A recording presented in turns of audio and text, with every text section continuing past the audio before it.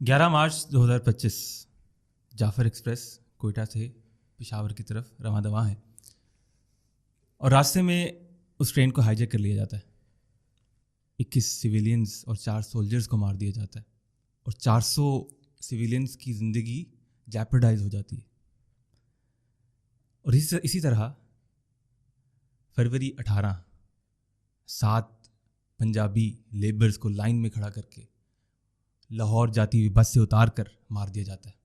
इसी तरह पिछले साल सितंबर में 7 सिविलियंस 7 लेबर्स को उसी तरह से लाइन में खड़ा करके पंजाबी सिविलियंस को मार दिया जाता है।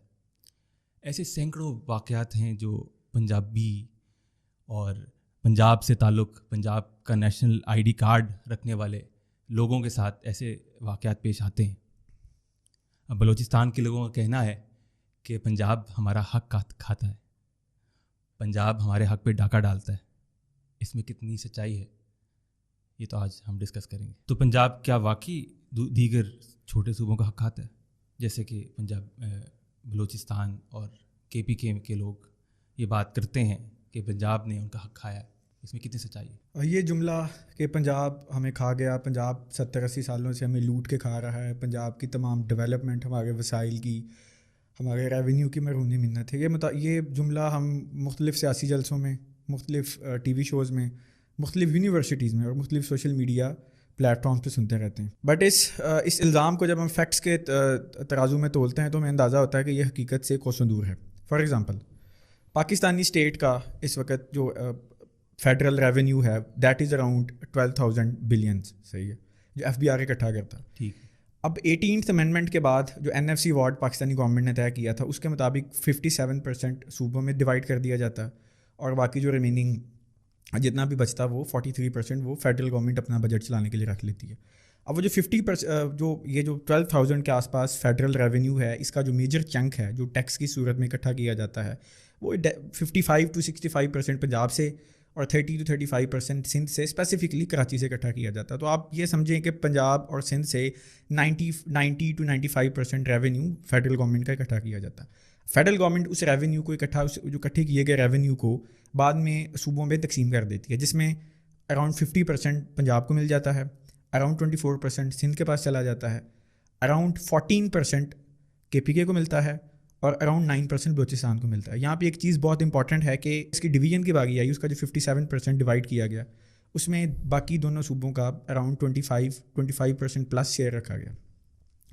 अब इसको अगर हम दोनों सूबों के KPK और बलूचिस्तान के बजट्स पे डिवाइड करके देखें कि बलूचिस्तान का उनकी जो लोकल कलेक्शन है that is around 100 to 150 billion rupees और उनको 700-800 बिलियन रुपीज़ का जो प्लग इन मिलता है वो फेडरल गवर्नमेंट प्लग करती है, जिसमें कुछ 100 बिलियन से ऊपर उनके रॉयल्टीज़ होती हैं गैस की और ऑयल की जो वहाँ से निकलता है। कुछ वहाँ पे फेडरल गवर्नमेंट की तरफ से डेवलपमेंट प्रोजेक्ट्स होते हैं। फॉर एग्जांपल पिछले साल के बजट में 70 to 80 billion rupees federal government ने मुख्तलिफ एनर्जी डेवलपमेंट स्कीम्स के माध्यम उनको दिए थे। बाकी उनको 500 से 700 बिलियन रुपी, जिनको अगर आप डॉलर्स में कन्वर्ट कर लें तो अराउंड $2 बिलियन एनुअली बन जाते हैं। ये पिछले साल के बजट की बात चल रही है। इस दफ़ा शायद ये फिगर इससे भी ज़्यादा हो।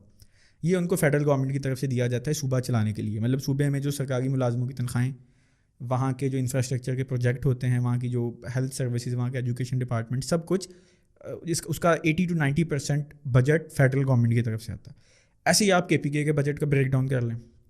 KPK का बजट अराउंड 1700 बिलियन रुपीज़ के आसपास होता है। इसमें भी कोई अराउंड 800 to 900 मेरे फिगर थोड़े से एस्टिमेटेड होंगे। इसमें भी मेजर चंक फेडरल गवर्नमेंट की तरफ से आता है, जिसमें से 1% फेडरल डिवाइजेबल पूल का, फेडरल डिवाइजेबल पूल वो 57% जो सूबों में दे दिया जाता है, उसका 1% लम सम जो कि अराउंड 110 बिलियन रुपीज़ के आसपास बनता है, वो तो वैसे ही KPK को दे दिया जाता है वॉर ऑन टेरर की वजह से कि जी ये दहशत गर्दी के ख़िलाफ़ इनको मिसाइल का सामना करना पड़ा, तो 100 बिलियन साल का वैसे ही दे दिया जाए। उसके बाद उन्हें पिछले साल में उन्हें कोई 100 बिलियन प्लस में उनको हाइडल नेट प्रॉफिट दिया गया कि वहाँ का दरियाओं का पानी यूज़ होता है, तरबेला डैम और बाकी जो हाइडल पावर प्रोजेक्ट्स हैं उसमें। इसके अलावा उन्हें भी 500-600-700 बिलियन रुपीज़ का एनुअल फेडरल गवर्नमेंट की तरफ से NFC की मद में दिया जाता। वही 700-800 बिलियन रुपीज़ जो बेसिकली मेजरली पंजाब से शेयर उसका कराची से और सिंध से इकट्ठा किया जाता, वो इन्हें दिया जाता। तो اور اس کے علاوہ ایک اور چیز، ایک لاسٹ پوائنٹ، کہ اگر آپ پاکستان میں جو بجلی کی بلوں کی آپ کلیکشن دیکھیں تو اس میں بھی اینول کوئی 200 بلین روپیز سے اوپر کا گیپ ہے، نہیں دیا جاتا. اگر آپ ان کو مختلف لوکل ڈسکوز پہ ڈیوائڈ کریں کہ کس علاقے سے بجلی الیکٹریسٹی تھیفٹ کے واقعات زیادہ ہیں، کہاں سے بجلی کی ریکوری کم ہے، تو اس میں بھی آپ دیکھ کے حیران ہو جائیں گے کہ پنجاب کے جو اور اسلام آباد کے مین جو 3-4 ڈسکوز بنتے ہیں، اس میں ملتان، فیسکو، لیسکو، گجرانوالے والا اور اسلام آباد والا ISCO، اور کراچی کا جو KESC ہے، یہاں سے تو ریکوری 90%، 95% کے آس پاس ہے. بٹ جب آپ پیسکو دیکھیں، پشاور الیکٹرک سپلائی کارپوریشن، آپ سندھ میں دیکھیں، آپ کوئٹہ کیسکو دیکھیں، تو آپ دیکھ کے حیران رہ جائیں گے کہ ان کی ٹوٹل ایکومولیٹو اگر آپ الیکٹریسٹی تھیفٹ اور لاسز نکالیں تو اراؤنڈ 60% ہے. یہ 200 بلین سپر بن جاتے ہیں.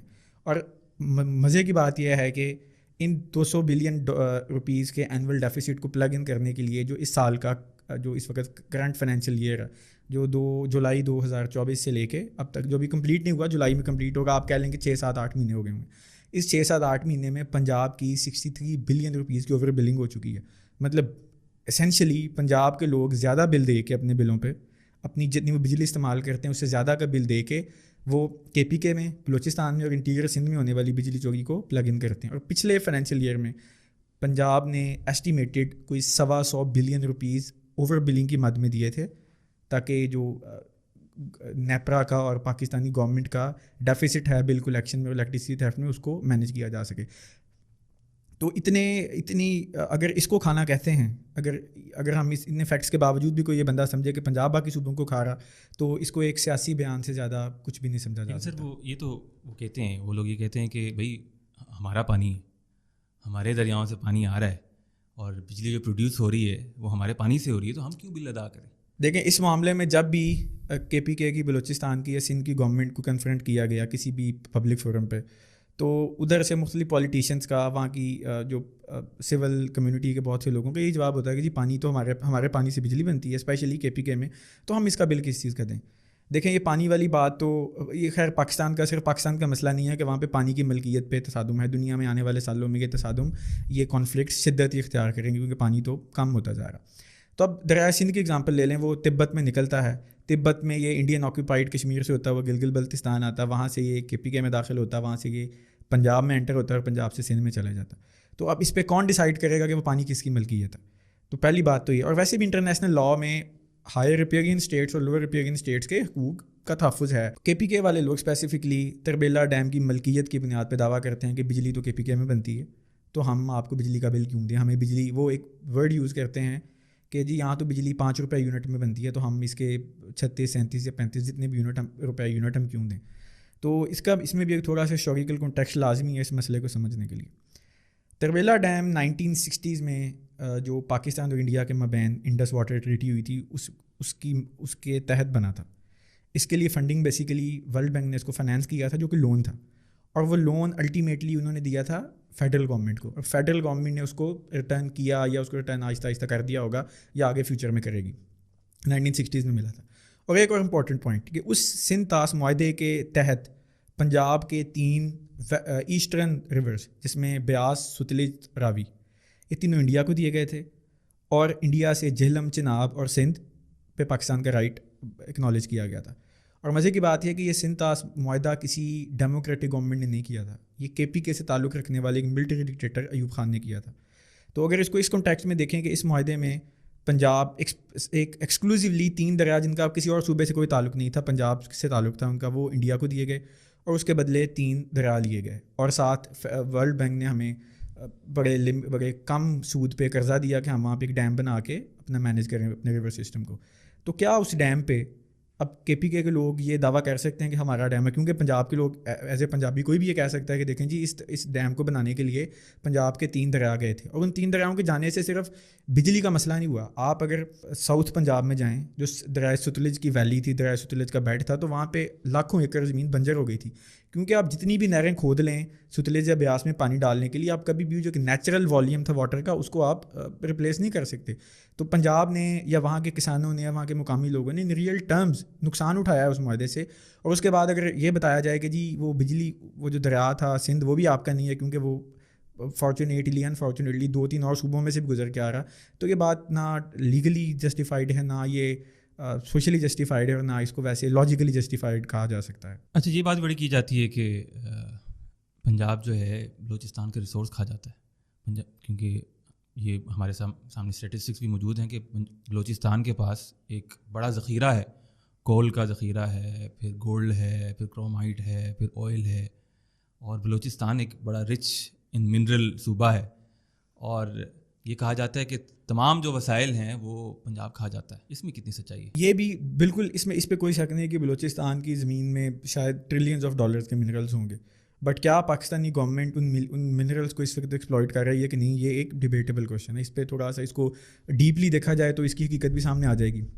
فار ایگزامپل، پاکستان اس وقت اراؤنڈ 200 سے 250 ملین ڈالرز کے اینول گولڈ ایکسپورٹ کرتا ہے، جو کہ پرائمریلی بلوچستان سے نکلتے ہیں، اور ساتھ پاکستان کچھ آئل اور گیس نکلتی ہے بلوچستان سے. بٹ پاکستان آج بھی اپنی گیس کے اور اپنے آئل کے میجر چنک کے لیے ڈپینڈنٹ ہے امپورٹ پہ. دیکھیں، آپ نے پچھلے کچھ سالوں میں سنا ہوگا کہ پاکستان نے قطر کے ساتھ LNG کے معاہدے کیے تھے. اگر واقعی ہی بلوچستان میں یا پاکستان کے کسی بھی علاقے میں گیس کے اتنے انکاؤنٹیبل ذخیرے موجود ہیں، تو پاکستان کیوں مجبور ہے کہ وہ قطر سے یا باقی کسی ملک سے یا ایران سے بھی ہم نے معاہدہ کیا تھا 90s میں، not today, back in 90s، کہ ان سے ہم گیس پائپ لائن آئے گی جو وہاں سے ہمیں گیس دے گی.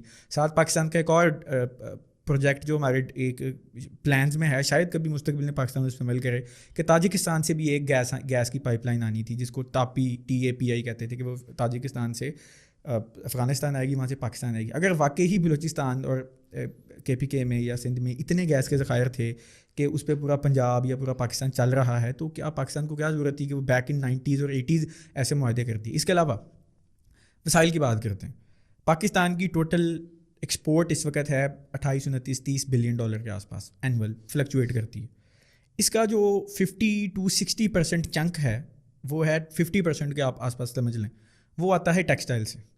اب ٹیکسٹائل کے لیے کیا کیا چاہیے؟ ٹیکسٹائل کے لیے بجلی تو چاہیے اوبیسلی، اس کے لیے بیسیکلی کاٹن چاہیے اس کے لیے، اور باقی ٹیکسٹائل ملز چاہیے. اور ٹیکسٹائل ملز ہم سب جانتے ہیں کہ وہ زیادہ تر پنجاب میں، اسپیسیفکلی فیصل آباد اور کراچی میں بھی ایک بہت بڑی تعداد ٹیکسٹائل ملز کی موجود ہے.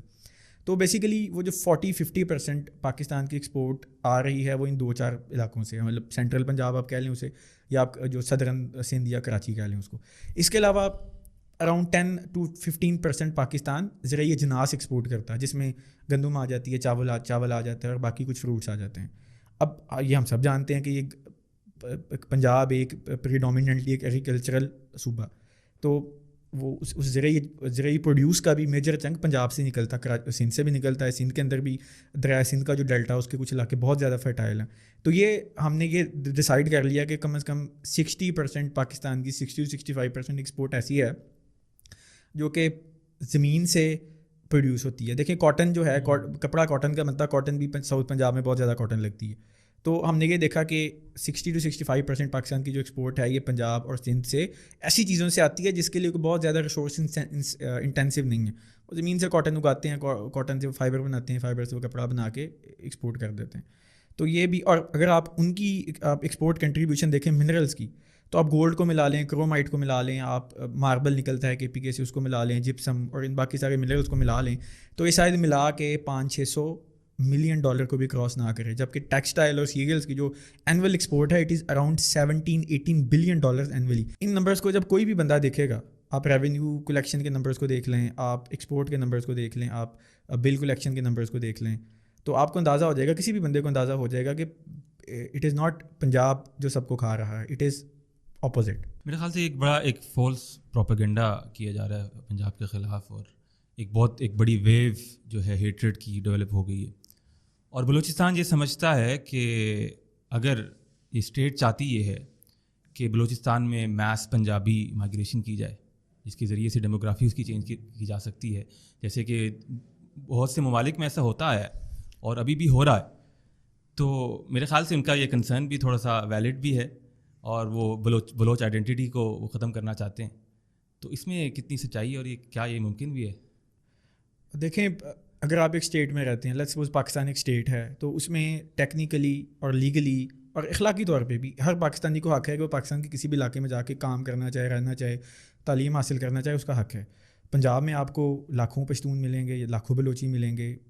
آپ اسلام آباد میں جائیں گے آپ کو پاکستان کے ہر علاقے کا بندہ ملے گا. کراچی جائیں گے, کراچی کو تو منی پاکستان کہتے ہیں, وہاں پہ آپ کو پاکستان کی ہر ایتھنیسٹی, وہ چھوٹی ہو یا بڑی ہو, اس کے لوگ ملیں گے. تو ہم کسی پہ پابندی تو نہیں لگا سکتے کہ بھائی تم ایک فیڈریشن میں اس صوبے کی بجائے اس صوبے میں جاؤ, یہ صوبے میں نہیں جا سکتے. اس کے علاوہ یہ جو ہے نا پورا آرگومنٹ کہ ایک ڈیموگرافک چینج آ جائے گا بلوچستان میں, پہلی بات یہ کہ ہوگا نہیں. بلوچ 70-80, پہلی بات ہے بلوچ آلریڈی بلوچستان کی میجورٹی نہیں ہے. بلوچستان میں بلوچ پاپولیشن اراؤنڈ 35 to 40% ہے صرف. تو اس میں ڈیموگرافک چینج کیسا. دوسرا یہ کہ بلوچ ساؤتھ پنجاب کے کچھ ڈسٹرکٹس جیسے D G Khan Rajasthan, D G Khan Rajanpur, Layyah, ان علاقوں میں اگر ہم ہسٹوریکلی دیکھیں تو بلوچ مائیگریشن آج سے 400-450 سال پہلے ہوئی تھی, وہ آئے اور آج ان کے کچھ تحصیلوں میں بلوچ میجورٹی میں. تو یہ تو انسان کی اگر آپ تاریخ نکالیں ہزاروں سالوں کی, تو انسانوں کی مائیگریشن, کراس مائیگریشن چلتی آ رہی ہے. لوگ ایک صوبے سے ایک علاقے سے دوسرے علاقے میں جائیں گے, کچھ صدیوں بعد وہ کسی دوسرے علاقے میں چلے جائیں گے. تو اس کی بنیاد پہ آپ مظلوموں کو, معصوموں کو بسوں سے اتار کے قتل کرنے لگ جائیں. اور وہ مظلوم بھی وہ کہ جو شاید منیمم ویج پہ کام کرنے کے لیے جاتے ہیں, جن کے ذہن میں, جن کو یہ بھی نہیں پتا کہ ہم نے ڈیموگرافی چینج کرنی ہے, تو آپ ان کو نکال کے مارنے لگ جائیں اور آپ اس کو اپنی کوئی ایک نیشنل لبریشن موومنٹ کی مثال سمجھیں. تو یہ تو انسانی حقوق کی بھی خلاف ورزی ہے اور بنیادی انسانی اخلاقیات کی بھی خلاف ورزی. میرے خیال سے ہمیں نظریہ پاکستان کی طرف واپس جانا چاہیے کہ ہمارا ملک پاکستان, جو تحریک پاکستان تھی, وہ کلمہ لا الہ الا اللہ کی بنیاد پہ کھڑی ہوئی تھی, اور اسی کی بنیاد پہ یہی ہمارا ایک یونائٹنگ فیکٹر تھا. اور ہم نے ایک ایسی لینگویج بھی چوز کی جو کہ میجورٹی اسپیکنگ لینگویج نہیں تھی, اور ہم بس اس کو صرف یونیفائنگ فیکٹر کے طور پہ استعمال کر رہے تھے.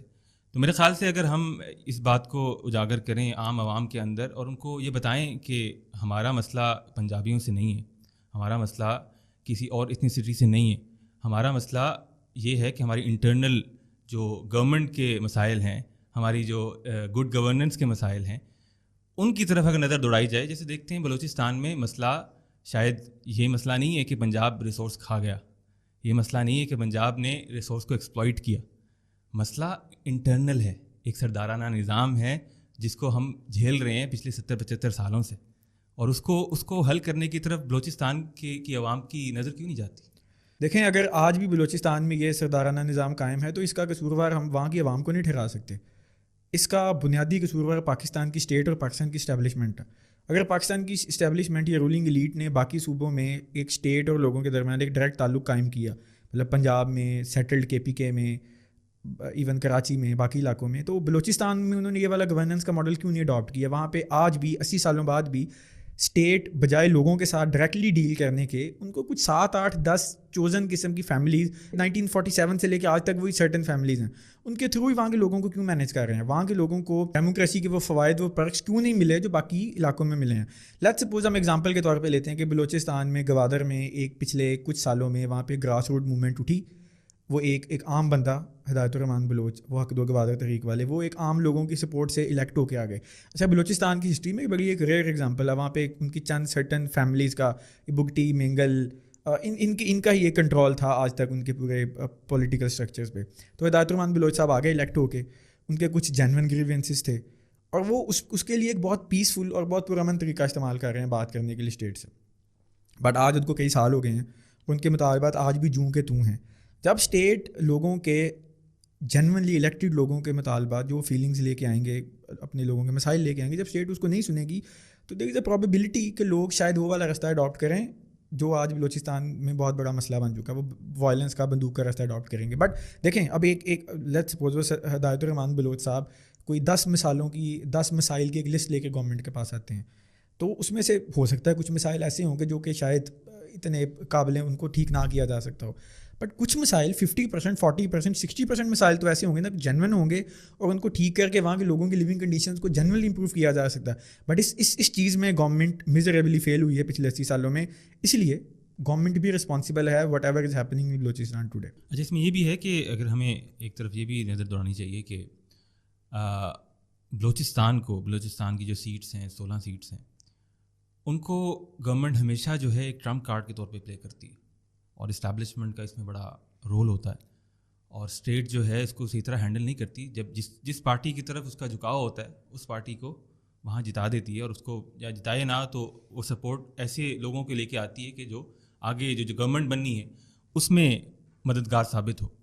اور وہ عوام کے نمائندے نہیں ہوتے, وہ وہی سردار ہوتے ہیں, وہی لوگ ہوتے ہیں جو انہی عوام کو ان کے حق سے محروم جنہوں نے رکھا ہوا ہے. تو ہمیں اس بات کو دیکھنا ہے کہ بلوچستان کے جو مسائل ہیں وہ ان کے جو نظام ہے اس کے اختیار کردہ مسائل, اور ہم پوٹینشیلز پہ اگر نظر دوڑائیں تو بلوچستان کے اندر کافی پوٹینشیل موجود ہے جس پہ بات نہیں کی جاتی. جیسے کہ اگر ہم بات کرتے ہیں کہ بجلی کا مسئلہ ہے, ایک اسٹڈی یہ بتاتی ہے کہ بلوچستان کا جو بیرن لینڈ بڑا ہوا ہے اس کی 0.01% پہ بھی اگر سولر ایکوپمنٹس لگا دی جائیں تو بجلی کے مسائل حل ہو جائیں. 100,000 میگا واٹس آف بجلی پروڈیوس کی جا سکتی ہے. اس کے علاوہ ہم دیکھتے ہیں کہ بلوچستان پہ اسٹیٹ تو ریسورسز لگاتی ہے, ان پر بجٹ بھی ایلوکیٹ ہوتا ہے, جیسے ہم نے بات کی بڑا بجٹ ایلوکیٹ ہوتا ہے. اور جیسے اسکولز اور یہ ایجوکیشن پہ میں بلکہ پہلے ہی پڑھ رہا تھا کہ 15,000 جو ٹیچرز ہیں ان کی سیلریز جاتی ہیں اور وہ ٹیچرز موجود نہیں ہیں. ایسے ہی گوسٹ اسکولز موجود ہیں لیکن اسکولز موجود نہیں ہیں, لیکن ان کی وہ آن پیپر موجود ہیں, ghost schools, ghost teachers, ghost professors. تو ہمیں میرے خیال سے اس بات پہ کرنی چاہیے کہ عوام کو سب سے پہلے تو عوام کو حق ہونا چاہیے اپنے اس صوبے پہ. ان تمام سردارانہ نظام اور سرداروں کا چھٹکارا حاصل کرنا اسٹیٹ کا کام ہے. اسٹیٹ اس میں میزریبلی فیل ہو چکی ہے, اور اسٹیٹ کو بھی سوچنا چاہیے کہ اگر وہ چاہتی ہے کہ بلوچستان جو ہے اس کے اندر جو ہے نیشنل انٹیگریشن کے تھوڑے سے بھی انسٹنکٹس آ جائیں, اس کے لیے ضروری ہے ان کو بھی کچھ دیا جائے. بالکل ایسے ہی ہے. دیکھیں آپ نے کہا کہ اسٹیٹ سرداروں کو ہٹانے میں میزریبلی فیل ہوئی ہے. میں یہ کہتا ہوں کہ اسٹیٹ از رسپانسبل کہ وہ آج بھی قائم ہے. اور جو وہاں کے جو ٹرائبل فیملیز ہیں نا سرٹن, وہ پچھلے 80 سالوں سے ہیجنگ کر رہے ہیں. ہیجنگ کے یہ کہ وہ ایک اپنی ٹانگ رکھتے ہیں گورنمنٹ کی کورٹ میں, ایک ٹانگ اپنی وہ رکھتے ہیں سیپریٹسٹ یا دہشت گردوں کی کورٹ میں. فار ایگزامپل آپ ایگزامپل لیں مینگل فیملی کی. اختر مینگل صاحب ایکس چیف منسٹر, ان کے والد صاحب بھی ایکس چیف منسٹر رہے بلوچستان کے. انہوں نے پچھلے دنوں ایک بہت ایموشنل اسپیچ کی بلوچستان کے حالات پہ کہ بلوچستان آپ کے ہاتھ سے نکل چکا ہے. اب سین یہ سمجھیں کہ اختر مینگل صاحب خود ایکس سی ایم, ان کے والد صاحب ایکس سی ایم, خود بھی وہ کئی دفعہ منسٹرز بھی رہے, اور ان کا ایک بھائی ایٹ دا سیم ٹائم وہ ایک ٹیررسٹ آرگنائزیشن رن کرتا. بگٹی فیملی کی ایگزامپل بھی ایسی ہے کہ شزین بگٹی صاحب اس وقت فیڈرل منسٹر ہیں. ان کے دادا اکبر بگٹی جو بعد میں گورنمنٹ سے ان کی فالنگ آؤٹ ہو گئی, وہ خود بھی گورنر بلوچستان رہے اور 1970s کا آپریشن انہوں نے کیا. ان کا یہ کزن برہم داغ بگٹی ایک بلوچ سیپریٹسٹ آرگنائزیشن کو لیڈ کر رہا ہے. ایسے ہی باقی فیملیز بھی. تو بلوچ سردار تو بیسیکلی دونوں طرف کھیلتے ہیں. وہ ایک بھائی کو بھیج دیتے ہیں, ایک بھائی ان کا پولیٹیکل اسٹرکچر میں آ جاتا ہے, ایک بھائی ان کا ایک دہشت گرد تنظیم بنا کے جنیوا یا لنڈن میں یا دبئی میں سیٹل ہو جاتا ہے, اور وہاں پہ وہ جو فارن ایجنسیز ہیں ان سے پیسے لے کے بلوچستان کے حالات خراب کرتا ہے. تو ان کو ہٹائے بغیر بلوچستان کے حالات ٹھیک نہیں ہوں گے, اور ان کو ہٹانے کے لیے responsibility fair and square Pakistani government پہ. اگر ان کو ہٹائے, وہ ان کو نہ ہٹائے, وہ صرف ان کو سپورٹ دینا بند کر دے, automatically with democratic process, with social evolution, یہ سردارانہ نظام جیسے باقی ملک سے ہٹ گیا, بلوچستان سے بھی ہٹ جائے گا. میرے خیال سے ہم اس بات پہ کنکلوڈ کرتے ہیں. سب سے پہلی بات تو یہ ہے کہ یہ جو سردارانہ نظام ہے یہ ایک بہت بڑی لائبلٹی ہے اسٹیٹ کے اوپر. ہم دیکھتے ہیں کہ کہیں سپورٹ کرتے ہیں اور کہیں ان کی فیملی ہی جو ہے وہ ٹیررسٹ آپریشنس کے اندر اور ٹیررسٹ تنظیموں کے اندر وہ شامل ہوتی ہے. تو ہمیں اس بات پہ کنکلوڈ کرنا چاہیے کہ ہمیں جو نیشنل انٹیگریشن کے جو انگریڈینٹس ہیں وہ ضروری ہے کہ ایک کامن فیکٹر پہ اکٹھے کر لیے جائیں. اب ہم نے جب پاکستان لیا, پاکستان اسلام کے نام پہ لیا, لا الہ الا اللہ محمد رسول اللہ کے نام پہ لیا, اور پاکستان کی جو میجورٹی ہے وہ 99.9% مسلمان ہی ہیں, اور ہمیں اسی کو یونائٹنگ فیکٹر رکھنا چاہیے. اور آج کل جو ہیٹریڈ کی ایک لہر چل رہی ہے اور پنجابیوں کے خلاف, اور پھر ظاہر ہے اگر پنجابیوں کے خلاف اتنا زیادہ بولا جائے گا تو پنجابی بھی اٹھ کر ایک الگ ایک ایسی قوم جو بالکل ایک نیوٹرل قوم ہے, اس کے اندر بھی وہ جذبات ابھر جائیں گے, اور وہ بھی پھر سامنے آ کے کھڑی ہو جائے گی, جو کہ اسٹیٹ کے لیے بھی ایک اچھی چیز نہیں ہے. تو میرے خیال سے اسٹیٹ کو اس بارے میں سوچنا چاہیے کہ اس معاملے کو کیسے ہینڈل کرنا ہے, کیسے جو ہے عوام کو سمجھنا ہے کہ یہ اپنی عوام ہے, اور اس کو ہم نے کیسے انٹیگریٹ کرنا ہے نیشنل انٹرسٹ کے ساتھ.